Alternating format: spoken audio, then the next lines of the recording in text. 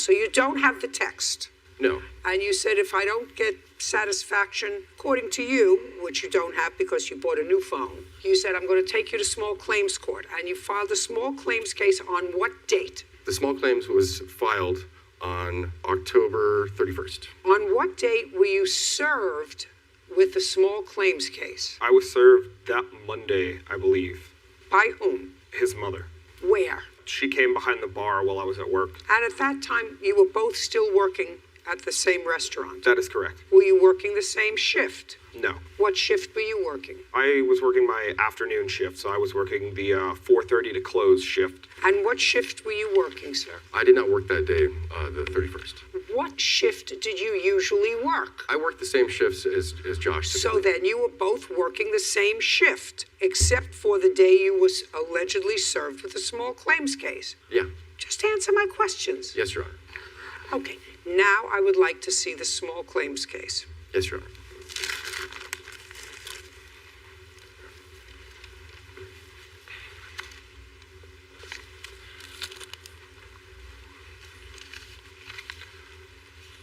Well, I see two small claims cases. Yes, I amended the order to include the lost wages after he filed a restraining order to keep me from work. Shh, just a second.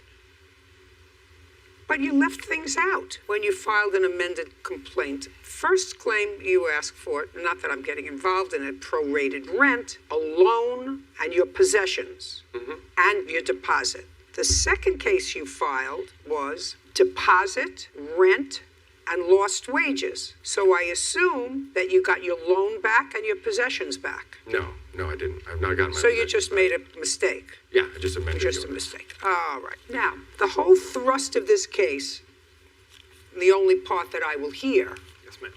so that's nonsense, is that at some point you filed a protective order against him. That is correct. On what date? I filed a protection order the day after I received the small claims court. Basically in response. Shh. Yeah, Don't speak. You filed it the day after. that is correct, Your Honor. Okay. And I would like to see the date that you filed it and the allegations that you make. Okay, I have the petition and I also have the temporary order if you'd like. Let's see the petition.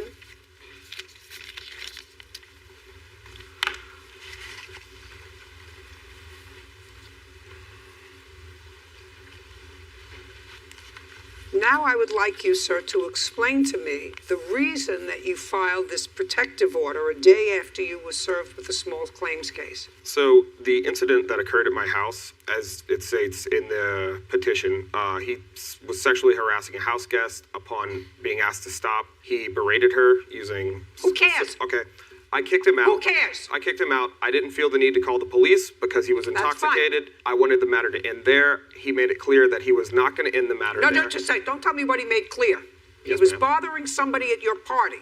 That person didn't file a protective order against him. You did. And I want you to tell me what he did that inspired you after you were served with a small claim case to file a protective order. He made it clear that there No, was... not clear. That is an assumption, sir, based upon facts, which you are going to tell me, and the facts had better be consistent with what you wrote in your answer, which you probably don't remember. In my petition Which- order? No, in my case.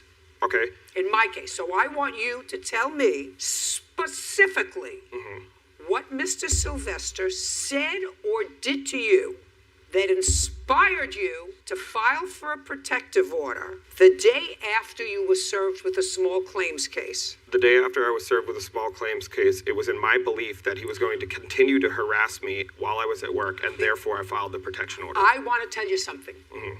You abused the system.